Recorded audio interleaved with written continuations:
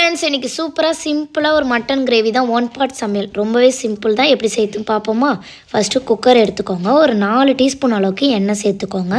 என்ன பைசஸ் பிடிக்குமோ அது சேர்த்துக்கோங்க. நான் பட்டை, கிராம்பு, ஏலக்காய் அது சேர்த்துருக்கேன். சேர்த்ததுக்கப்புறமா 1 டீஸ்பூன் அளவுக்கு சோம்பு சேர்த்துக்கோங்க. சோம்பு சேர்த்ததுக்கப்புறமா பெரிய சைஸ் வெங்காயம் ஒரு 2 வெங்காயம் நான் சேர்த்துக்கிறேன். வெங்காயம் சேர்த்துட்டு நல்லா வதக்கிக்கோங்க. வதக்கினதுக்கப்புறமா இஞ்சி பூண்டு பேஸ்ட்டு 1 டீஸ்பூன் சேர்த்துக்கோங்க. தேவையான அளவுக்கு உப்பு சேர்த்துக்கோங்க. 1 டீஸ்பூன் காரத்தூள் சேர்த்துக்கோங்க. சேர்த்துட்டு நல்லா வதக்கிக்கோங்க. வதக்கினதுக்கப்புறமா இப்போ மட்டன் கழுவி வச்சுருக்கேன், அதையும் இது கூட சேர்த்துப்போம். சேர்த்ததுக்கப்புறமா 1/2 டீஸ்பூன் மஞ்சத்தூள், 1 டீஸ்பூன் மட்டன் மசாலா சேர்த்துட்டதுக்கப்புறமா இப்போ தக்காளி சேர்த்துக்கோங்க. தக்காளி சேர்த்துட்டு நல்லா கலந்ததுக்கப்புறமா தேவையான அளவுக்கு பச்சை மிளகா, கருவேப்பிலை சேர்த்துக்கோங்க.